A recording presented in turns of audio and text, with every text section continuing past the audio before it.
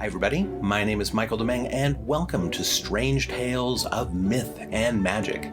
In this podcast we're going to explore mythology and magic and fairy tales and wives' tales and maybe some snakes' tales. We'll take a peek at some of the strange legends and stories throughout history and how they affected culture and how they affected me as an artist. So sit back and let me tell you a story. This episode, the Cyclops, the one-eyed guys. Hi everybody, this is Michael Demeng, and I haven't done any podcasts in some time, and I thought today might be a good day to do one. Because, for some reason, I've had something on my mind. It's one of my favorite creatures, and it's been just hovering around. And I've actually wanted to do a podcast on this particular creature for some time, and time seems right. So let's jump in. And this story really starts a long, long time ago, jillions of years ago. Well, jillions of years for me, anyway. And it brings me back to Saturdays in the summer. And when I would go and visit my grandparents, oftentimes I would go to the Saturday matinees. Now, they're really not around anymore. They're kind of an extinct thing these days. But as a kid, long before the theater chains, these places were pure magic. And the best ones were actually the ones were really weathered and they seldom played like current movies. It would have been usually vintage or cult films. And a lot of these during the days, on Saturdays anyway, they would cater just to kids. Like the first couple showings would be stuff for kids. Now, if you count the second feature, the floors would already be, sticky from pop and milk duds. And these shows were typically filled with almost only kids. Usually, parents would sort of drop, the kids off and come back and pick them up in a couple hours. Or if they were in there, if they did decide to go in there, they would hide in the back. Because these places were often, when you were watching a movie, you'd see these silhouetted projectiles of popcorn flying across the screen. They were wild, crazy war zones where kids were just free to be nuts, at least for a couple hours. Now, it was in this sort of place that I saw my very first Cyclops.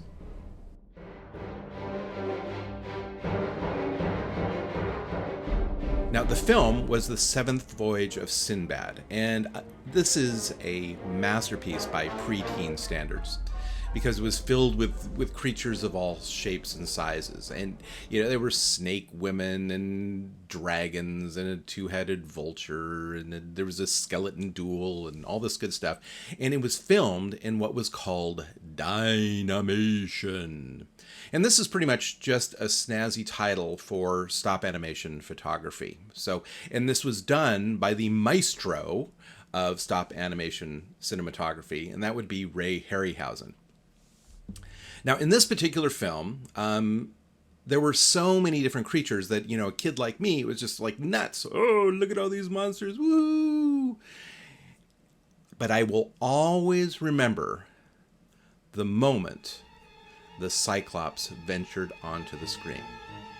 There was, in this war zone of a theater, there was a rare hush as this beast lumbered after Sinbad and his crew. Now, this was no ordinary Cyclops, though. This shirtless giant with sort of a putrid, pink, leathery skin. It had hairy goat legs, and it had a just giant, large horn protruding out of its head. And of course, there was a singular large eye that was framed by a rather grumpy, furrowed brow. I was in love. As were millions of other monster-loving kids across the globe. This was amazing and spectacular. At this point, I became a Cyclops addict. I sought out everything and anything that was Cyclopean. Comics, toys, which, by the way, it's not like these days, they didn't have these ready-made toys the minute a movie would hit the theater. No, I was, I had to look for these things. And, if memory serves me correctly, though, I went through a similar phase about maybe about 5 or 6 years later with the release of Jaws. And so, I remember collecting sharks. So a very, very similar phase when Jaws came out. When I saw The Seventh Voyage of Sinbad, it was not a new movie. It had been out for a while, and would like Saturday matinees, it would periodically sort of cycle back in, or it might show up on TV, I guess. But so this was my first time. But it had been out, I don't know, maybe about 10 years, perhaps, maybe more or less. But the cool thing about my Cyclops obsession at that time was that my grandparents had a contact lens business. My grandfather was an optometrist. And so I would hang out in the lab a fair amount of time in my childhood. And it was always filled with eye charts. That's good. And periodically, my grandfather would have glass eyes rolling around. I mean, not literally rolling around, but hanging around. So I got my eye fetish at my grandparents' work, which I thought was pretty cool. Not long after seeing this film, I actually made a piece of art that it wasn't really related to the film, but it was, like, as far as I know, the first Cyclops I ever drew. And it was actually a storybook in which a astronaut visits the moon. So each page is a different part of the story. It visits the moon and finds a giant, yellow, hairy, pointed-headed Cyclops hanging out there all alone. And, of course, the astronauts go, oh my, what am I going to do? And the Cyclops, being sort of a monstrous Cyclops, decides to crush the spaceship, kind of like a tin can. Crunches it down. And of course, our hero, the astronaut, is stranded on the moon. Well, of course, the Cyclops goes after the man. Fortunately, the astronaut has a ray gun, which he zaps the Cyclops, and the Cyclops falls off the moon. All right, so our hero is stranded on the moon. He dials home, and next thing you know, a really cool-looking spaceship. This one was way cooler than the first spaceship that I drew, but it's sort of a cool, sporty-looking spaceship comes zooming to the moon and picks up the stranded astronaut, and the two guys head back to Earth. Now, meanwhile, as they're flying back to Earth, you can see the floating Cyclops stuck in space. He's dead, of course, but he is floating in space. And then the two astronauts land, and they're given lays as they arrive. I lived in Hawaii at the time, so receiving lays as they got into the apparently airport seemed appropriate.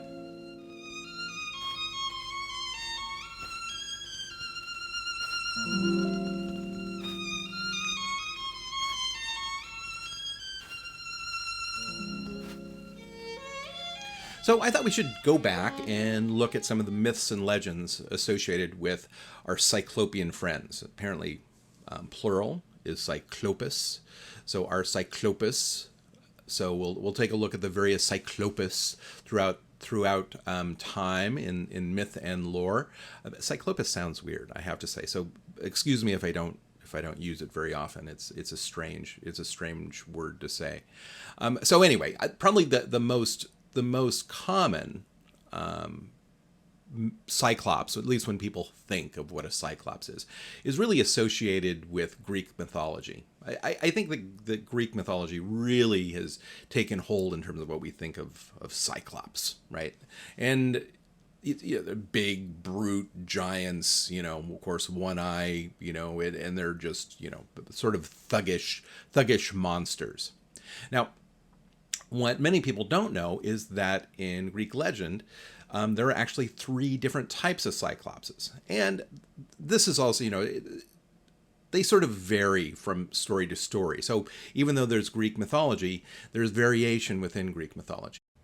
So there are 3 different types of Cyclopses that are referenced in the various tales. So the first kind is the Uranian Cyclops. And This consists of three immortal titans. So remember, titans are sort of pre-Olympians. They're like the early gods. And these guys were master blacksmiths, and there were three of them: Brontus, Steropus, and Argus. And they were responsible for doing really cool things like the invisible helmet of Hades, Poseidon's trident, and probably most famously was Zeus's lightning bolt. Now, the next group, it's kind of, when you translate the word, and I don't even know what the word, how you'd actually pronounce it, but the word actually translates to hand-to-mouthers. And I know it's not a very attractive moniker, but it kind of describes what it was they did. And these were giants that roamed around kind of taking odd jobs. And the odd jobs they would take, it wasn't washing dishes at a diner. Of course, they were big and strong, so they would build walls and bridges and things that required the work of a giant. Now, the final group, which is probably the most famous, are the Sicilian Cyclopses.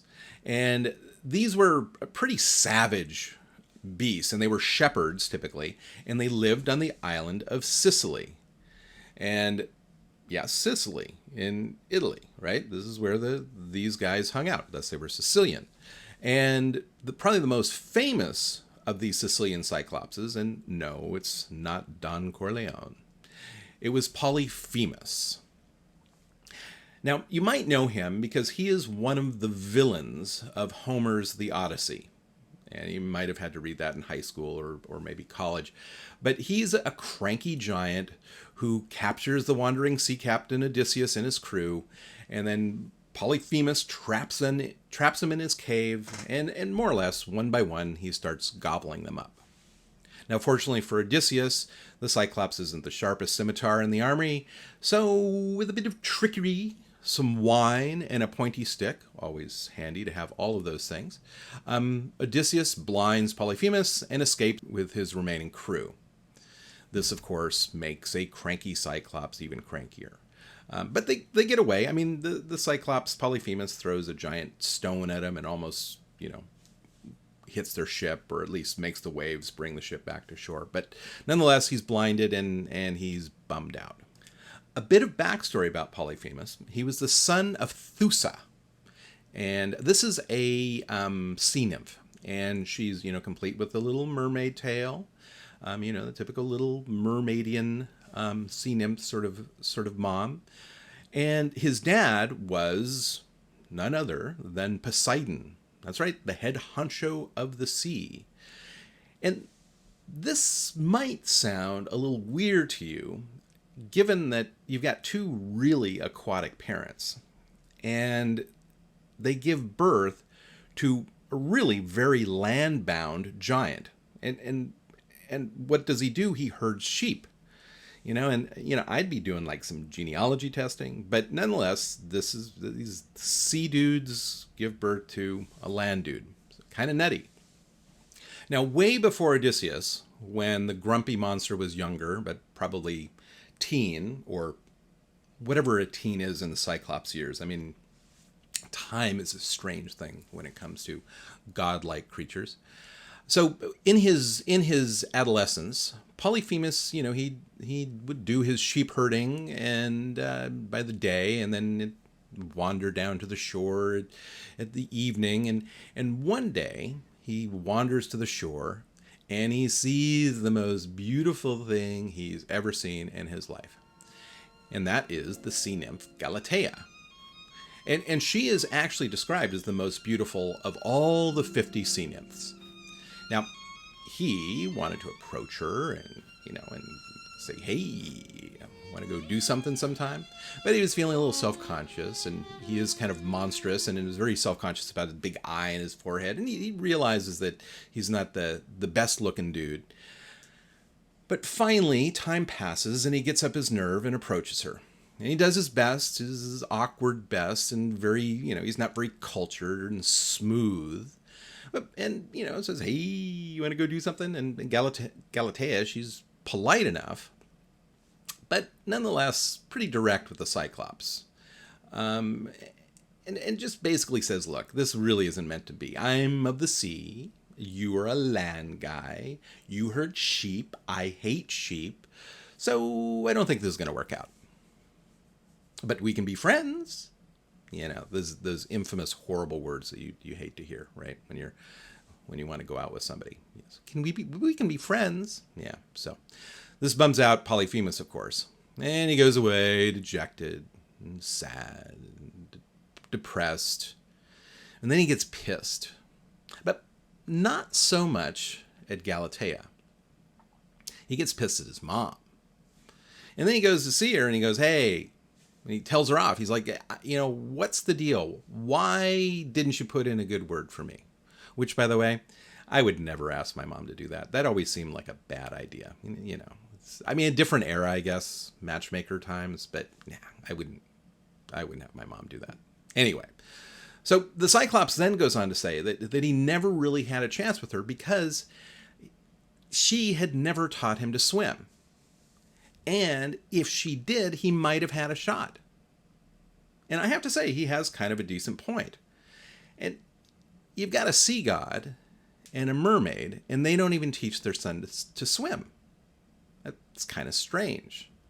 And it seems like at least you do is you give him some water wings and he can paddle around out there as he's growing up. But no, Poseidon and Thusa never did any of that.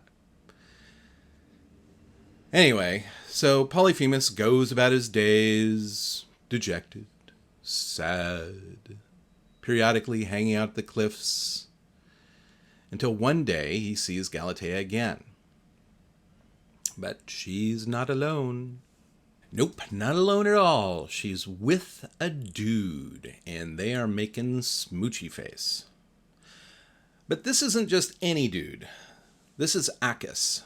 And this is the son of the satyr Pan. So Pan is the god of wild and merriment and flocks. And, he's got sort of a lower torso is sort of like a goat. He has sort of the hooves, that sort of thing. Plays little flute, a pan flute. So this kind of pisses Polyphemus off. No kind is about it, because she's hooking up with a sheep herder. She said she didn't like sheep. Meanwhile, she's smooching with a sheep herder. So feeling betrayed, the Cyclops reaches for the nearest thing, which happens to be a giant boulder, and lobs it through the air. Splat! One shot, he smushes Acus, turning the son of Pan into a pancake. Now, don't feel too bad for Acus. Kind of sucks to be splatted, for sure. But as his blood trickled away, it went into a nearby stream, and the gods took pity on him and transformed him into a river spirit. Therefore, he and Galatea could be together forever and ever. As for Polyphemus, well, he continued on just getting grumpier and grumpier, and then, of course, his monstrous nature became his undoing in that cave with Odysseus. Now, I can't help but think, assuming these characters were real people, but I can't help but think that if only Mumsy had taught him to swim, or if he decided not to throw that boulder, perhaps his fate might be a little better. Better things would await Polyphemus. Perhaps he could have been a philosopher, but we will never know, because he threw that boulder.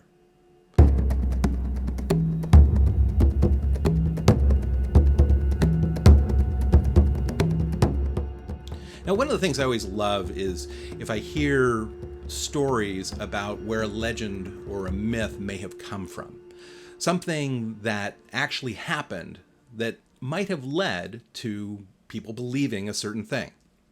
Well, there is such a thing that happened with the Cyclops myth. And I'm pretty convinced this is accurate. But one of the things they found in a cave in Sicily, believe it or not, Polyphemus neck of the woods, was a fossil of a skull that is about roughly twice the size of a human skull.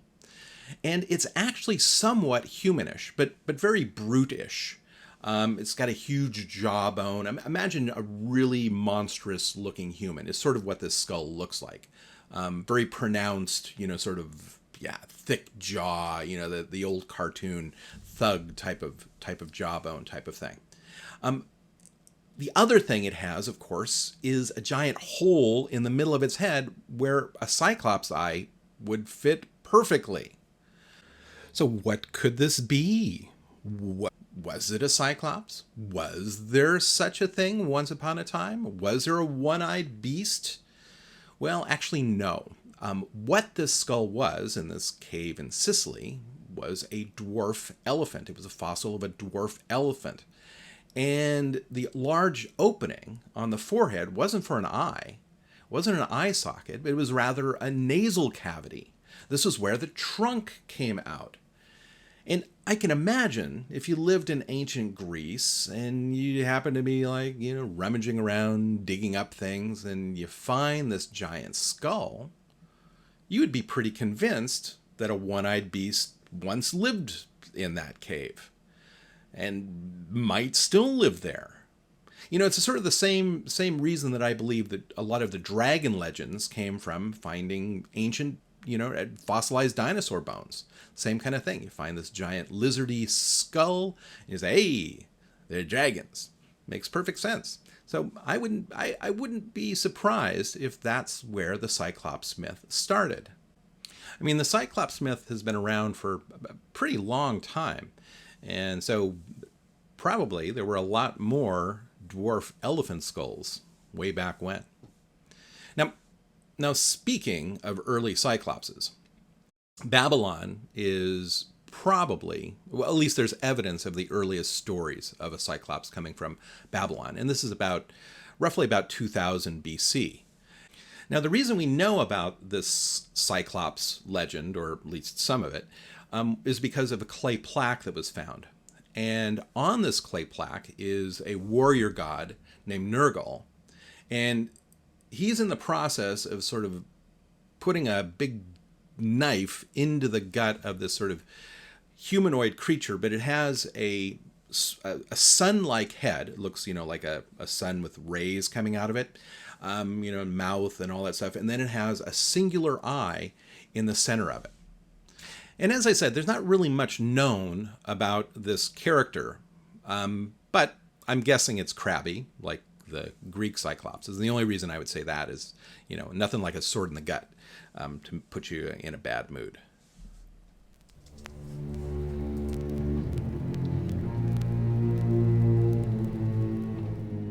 And since we're on the topic of cranky Cyclopses, which so far has pretty much been all of them, the early Celtic culture had a really, really cranky Cyclops.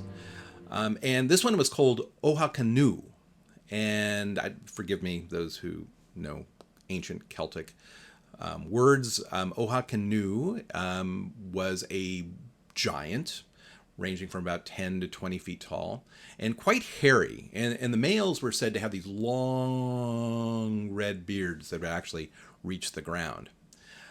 Now, the weirdest thing about him, I know they're, Cyclops' eye in the middle of the head, but weirder than that is that on each hand and each foot, they have 10 digits. So they have a total of 20 fingers and 20 toes. I mean, big shoes and big mittens for these guys. Now, the Ohankanu were really, really pretty brutish and mean. They kind of, on their days off, they like to smush huts and block waterways and just do nasty, mean things. Sort of the giant type of stuff. Giants kind of like to do stuff like that. And these guys were no different. Now, interestingly, you don't hear much about female Cyclopses in myth and legend, though Greeks do have them. It's just they don't often make it into the stories. But the Ohankanu actually did have females, which were called Ohakana, and they were very similar to the males, except without the beards. And they had really long, drooping breasts, so long and drooping that they reached the ground. And it was said that they would have to throw them over their shoulders in order to run. A little bit inconvenient, to say the least.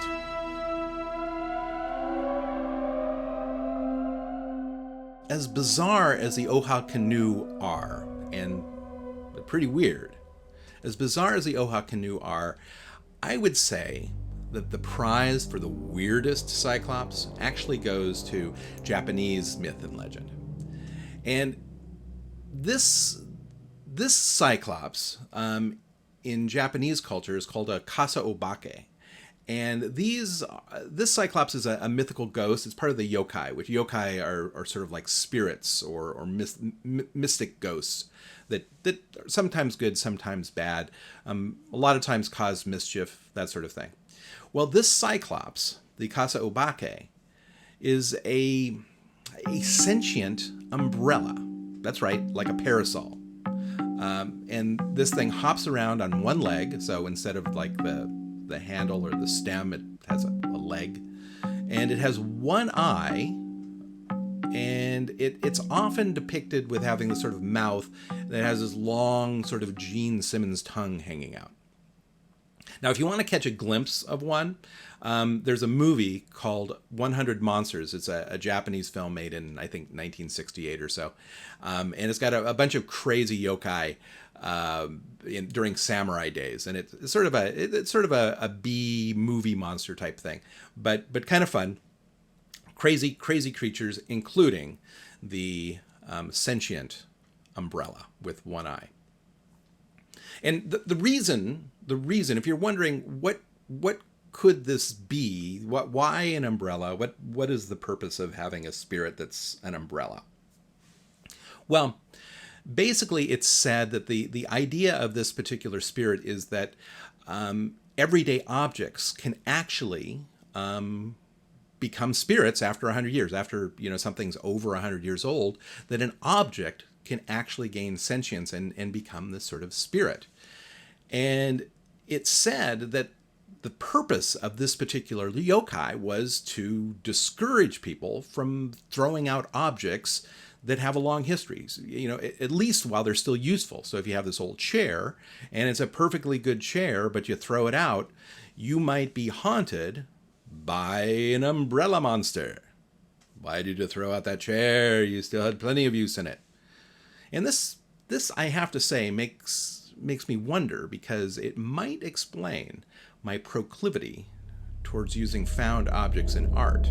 I mean, could it be that secretly I'm afraid of being haunted by an umbrella monster? Yeah, I don't know. Anyway, it's got me thinking.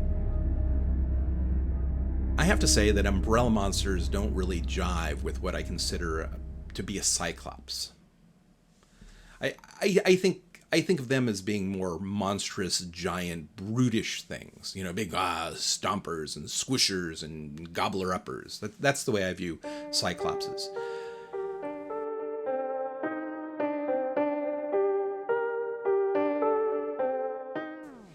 Now, monsters in myth and legend are typically metaphors. Well, I shouldn't even say typically, because they're always metaphors for something happening in the real world.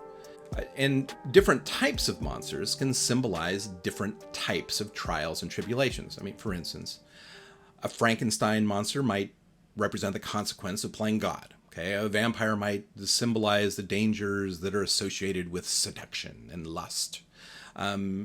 In the case of a brutish, violent, Greek-styled Cyclops, it seems to me that they could symbolize a desire to be wild, to be without rules and without societal pressures. And it's important to note that these symbols can be simultaneously something that a person is battling from the outside world or something that they wish to be more like. So, for instance, about that time that I saw Sinbad, and perhaps the reason I was so enamored by the Beast was because I had just moved to a new school and was feeling very much like the lonely outsider. I felt like a small, insignificant kid plopped down on a strange island inhabited by giants. That's the way I felt like in school. So I kind of felt like Sinbad. I was, in my new school, in my new neighborhood, I was Sinbad on an island of monsters, on an island of Cyclopses. But also, I found myself connecting with the Cyclops. Because Like the Cyclops, I felt ugly. I felt like a weirdo. I felt like I was content, and suddenly all these unwanted things started happening in my life. I saw the Cyclops and I wished I was strong and not afraid. And that, like the Cyclops, I could just swat the problems away like tiny little spears. I wanted to growl, I wanted to stomp, I wanted to smush things. So, yeah, in some ways, I was both Sinbad and the Cyclops. I wanted to defeat the monsters, but I also wanted to have some of the attributes of the monster. And I remember when I was very young, I used to have nightmares, and then they were, most of the time, they were filled with monsters.